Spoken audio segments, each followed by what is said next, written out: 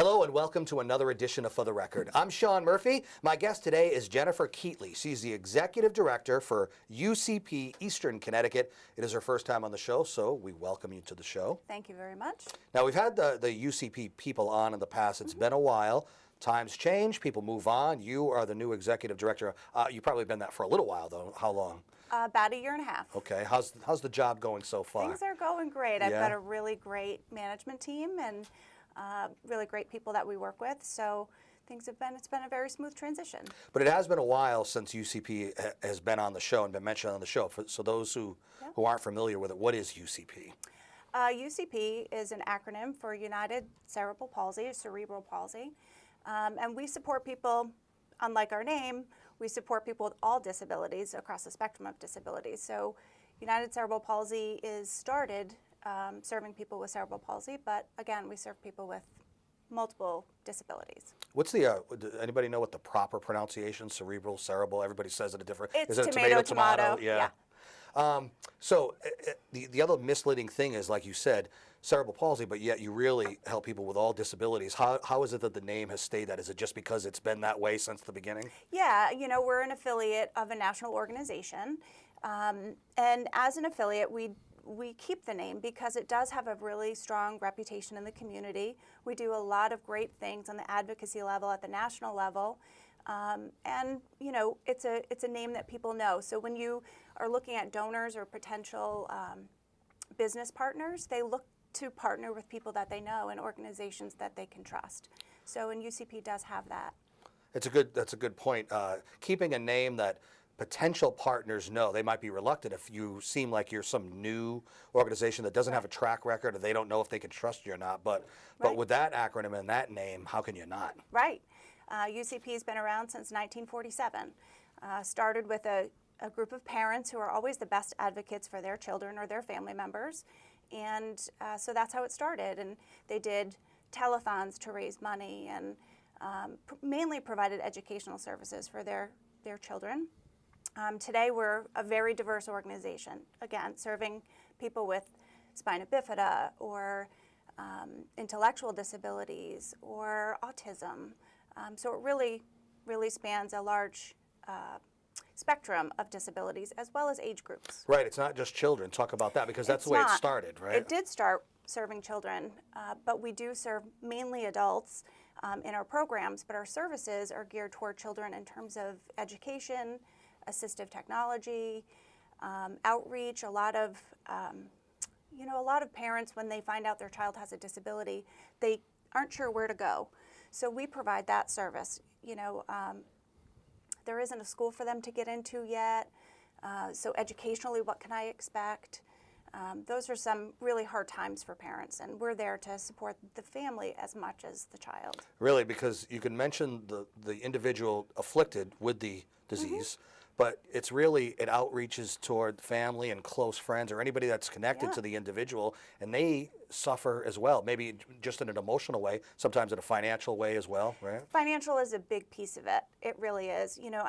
The United Way recently did an ALICE report talking about individuals who are asset limited, income constrained, but working.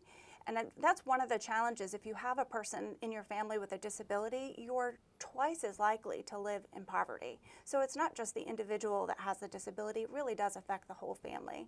And we really work to support the whole family. And, we are, I guess you could describe us as coming out of the so-called recession now, and that time period certainly wasn't easy for people too, financially and otherwise. No, very, very difficult. Transportation remains a problem for people with disabilities. And if you have a child that has a disability, you may get away for a while with carrying them to and from a car seat, but as they get bigger, even though they have a disability, they now need a bigger vehicle. Now you might need transportation, accessible transportation. so you need a minivan that's been adapted or something. And those are hard resources to come by. You can't just go buy a Honda Civic and be okay. You need a $30,000 or $50,000 vehicle, which is challenging if you're income constrained. And it may not be something that you think of. You know, they always say there's a lot of things that fall through the cracks, and you're not thinking of it. That's an example of something like this kind of just pops on you all of a sudden. You go, wow, I need a larger vehicle, and wow, a vehicle costs 30 grand, 50 grand.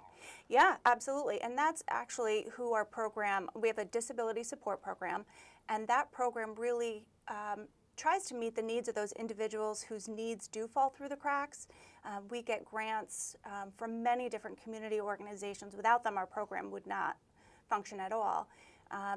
These individuals need assistance with, transportation is one example, but ramps is another. You know, most homes don't have ramps, but how do you get your child from the car, which maybe you have a wheelchair accessible car, but then into the home? You know, many homes have steps, and sometimes the doors aren't even wide enough. So, your child in a wheelchair, or your brother or your sister, it's really a family affair. We work to help people get appropriate, accessible homes as well. And sometimes the caregiver might not be able to actually pull the chair up the steps. That's be heavy. Very heavy, risky for both the person in the wheelchair as well as the person doing that lifting. And a ramp can't be, certainly not inexpensive, I would imagine, right? Even the simplest ones. Yeah, a lot of people, again, because of the financial constraints, they'll go to like Home Depot and get a ramp, a temporary ramp. Like you could put it together in 3 pieces or something. Yeah, or it's meant to be a temporary solution, but finding a permanent solution is, $2,000 to $5,000 depending on your accessibility needs. Because even if you have a ramp, you still have to be able to get through the door. Even if it was to go outside for a little while or go to the mailbox or just to be able to do that on their own because there's a ramp at the house that they live in is huge. Sure. Last year, we were able to help a family whose child has cerebral palsy, and he's about 10 years old, and we helped them put in a ramp. It's the first time they've had a way to get their child in the home without mom literally taking him out of the wheelchair and carrying him in. And for the first time, he's able to join his siblings in and outside. As they're running out to the yard to play basketball, he's able to access his yard by himself. That's amazing for a kid that's 10 years old who just wants to go out and play. Right. Doesn't need his mom to carry him over the threshold and then carry him down the stairs and put him in a wheelchair. So, it really creates opportunities for independence for both the family and the person. It makes life easier physically, but also mentally, psychologically for the child that you just mentioned. The fact that he can just do it on his own, that's a big deal. Big deal. Yeah. Big deal. And that's our mission. Our mission is to help people either gain or maintain their independence at whatever level of independence they have. And just to be able to answer questions, like, we've been talking about a ramp. If a person needed a ramp, they might not know, like, what's the first step? How do I get a ramp? Who do I call to get a ramp put in my house? Right. And those are the kinds of questions that you can answer. We sure can. We have a disability support coordinator, and one of her roles is to provide that kind of information. Maybe do the legwork. The other thing is not everybody has the resources or the network or the connections, so we can kind of cut down some of that time and research for families that want that kind of information. When people are contacting you, maybe for the first time, what's the biggest thing or the biggest question they're asking you, or what's the biggest thing they need to know, or the most important piece of information you can provide for them? The questions that we get really are very varied, very varied. Most recently, the questions have been, or the requests have been, assistance with technology that can improve or really can improve somebody's life and their level of independence, whether it's technology in the school. So the schools do a great job of providing assistive technology. The problem is that devices stay in the classroom and they don't go home with the student. Do they have budget issues too in order to comply with those things? Yeah, absolutely. So we recently just started an assistive technology lending library where someone, if they have a need, say, for an iPad, so they can do homework and get, let's say, a dictation device. We can lend it to them, they can try it out, and in the meantime look for some grants if they have some financial constraints and need help purchasing one. I mean, all the iPads have the Siri on it, just like the phone, so you They can just do. talk. They you do. know. It's amazing. We had Yeah. a woman that had is on the autism spectrum, and she was nonverbal. We got her an iPod Touch, and she was able to text. Now she's got an iPhone 5, and she's got a very full conversational life going. It's interesting. All of a sudden. People who might be afraid of technology discover what they can do with it, Yeah. especially if they have a disability. It makes their life so much easier, and then they embrace the technology. Right. You know? I mean, if you're a nonverbal person that can suddenly communicate, that is amazing. Even if we have switches, which are kind of like the easy button from Right. Staples. If life really was, you just hit. Yeah, boom. exactly. But for those people, if they're nonverbal, they may be able to, you can ask a yes or no question, they can give you a yes or no answer. So it does provide opportunity. How about, as we're taping the show, it's fall, and we are getting ready to come into a winter, and supposedly it's going to be as rough as last winter. You may have some people calling just because they need help steered in the right direction, just because Sure. of that, right? Sure. I mean, we get a lot of requests for financial assistance for their housing needs, their heat specifically, transportation. Some people, they don't have a vehicle that's accessible in the snow. And just, people want to have a decent holiday season and, some assistance with rent or gifts even. So yeah, there's definitely, as the holidays come up, food is another. Yeah. And so one of the things that we do also, there's a lot of resources out there in the community for those, but we will help coordinate all of those services. So we can kind of be a one-stop shop for someone with a disability. And we only serve people with disabilities. So if you go to another provider and they're excellent, but they may not know how to serve your particular family needs. And we work very collaboratively with all of those organizations. So we know who to reach out to. Good opportunity for us to take a break and come back. As we do, why don't you give out the website for people to go and learn more? Sure. It's www.ucpect, short for Eastern Connecticut.org. And we'll put a graphic up on the screen too. Jennifer Keatley is the Executive Director of UCP Eastern Connecticut. We'll take a break and come right back. I'm Sean Murphy. This is For the Record. Stay right there.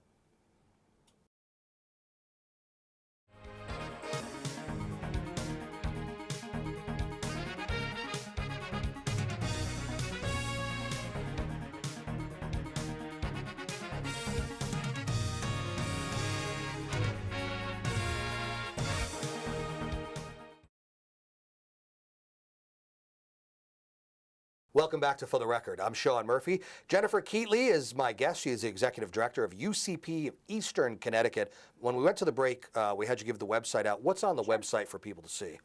A lot of information about the services that we provide, all of the services, information for families as well as for donors. If people are interested in making a donation to our organization, there's a Pay Here Now button, and also other ways that people can contribute or participate with UCP. So aside from financial donations, since we're on this topic, another thing you're looking for are volunteers. We're looking for volunteers in several of our programs. One is in our disability support program. We have a group called a fun group, Friends United Network. They're a group of individuals with physical disabilities that may otherwise be socially isolated, and they get together for workshops and self-advocacy and a lot of social events as well. It's a good time for them, but they don't have transportation, and we could always use an extra couple of hands and cars to help those individuals that want to get together and form this network. So your volunteers, can they have any skill set to help out in any way, or does it matter? Yes, Do they all need to have PhDs? No, Okay. absolutely not. We have a lot of students that volunteer with us. We have a great partnership with Connecticut College. We have high school students who volunteer over the summer. Really, you could participate in any way you want. You could do yard work if you wanted to do that. You could read a story or play an instrument. You could run a workshop. We're looking for people who might be available to do a financial literacy workshop. And also, just kind of share whatever talent you may have. And lastly, in terms of volunteers, we do have a volunteer board of directors.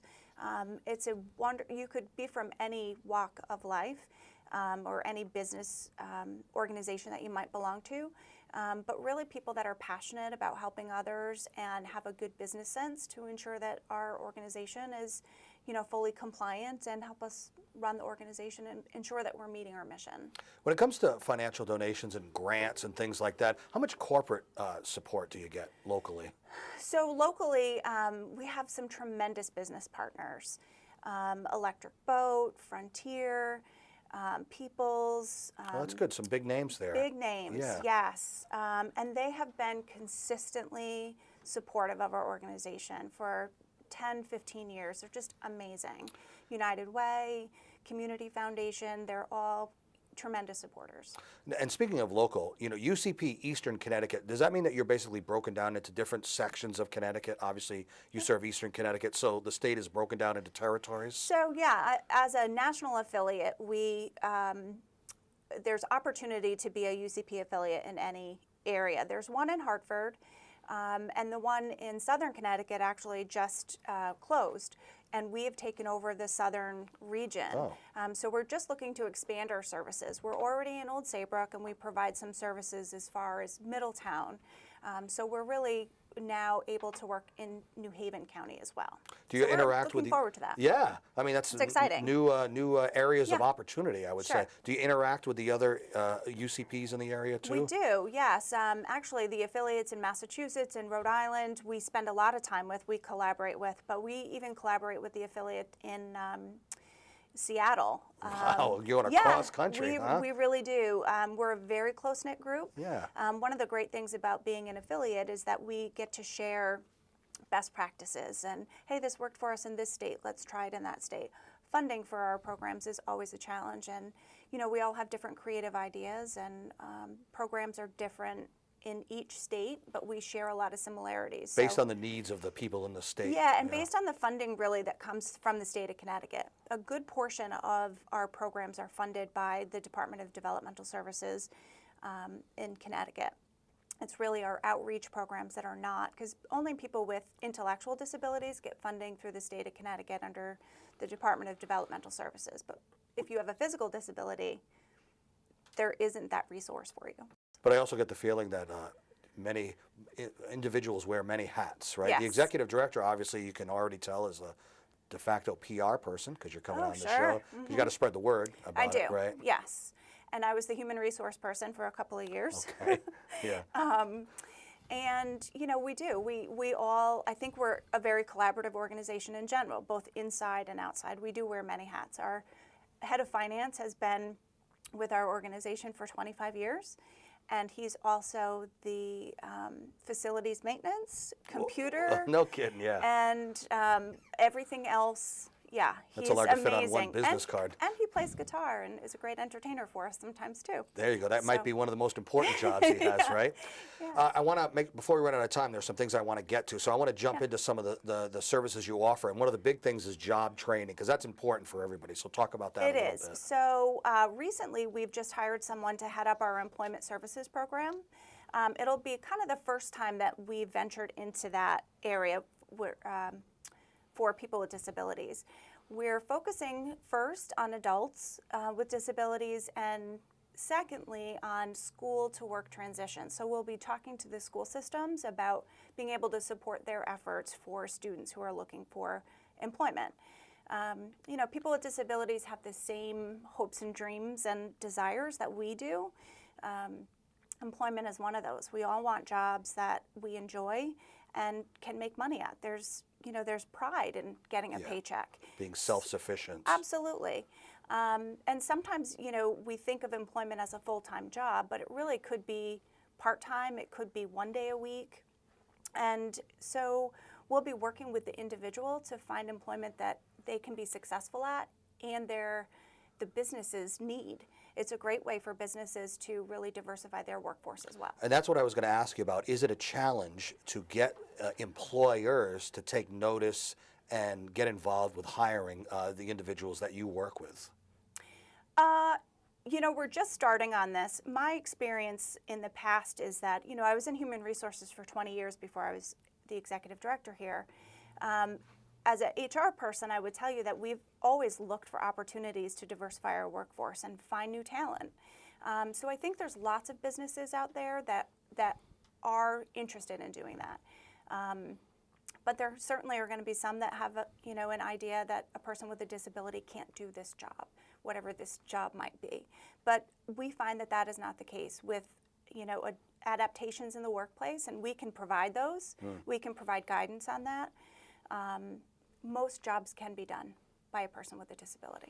And the other thing I want to get to, you wanted to talk about support groups, because that's very important. That's something that, you can provide all the services you want, but sometimes people just need to talk to their peers, like-minded, like people that are like them, and support groups are very helpful in that respect. They really are. Our support group has really grown. It's for people over the age of 18, and their challenges. They talk about what challenges they have in finding employment, what barriers they face, and we help them through that.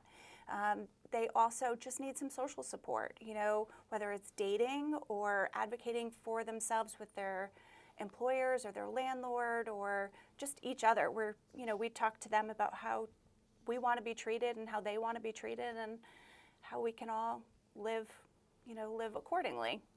Yeah. So. All right, let's take one more break and come right back. I'm Sean Murphy. This is For the Record. Stay with us. So that is our show for today. Jennifer, I want to give you the opportunity to give out the website one more time. Sure. It's ucpect.org.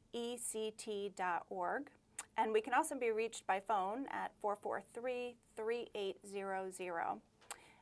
Are you on the social media too, by the way? Are you on Facebook? Sure. We have a Facebook page, Twitter. Okay, so you could probably get to those links through your website, right? Absolutely. Go to the website, click on the links, and partake in social media too. We learned a lot today. We want to thank you for being on the show. Jennifer Keatley, Executive Director for UCP Eastern Connecticut. Thank you very much. Thank you very much. You can see this show and many others on our YouTube sites. Till next time, I'm Sean Murphy. This is For the Record. Take care.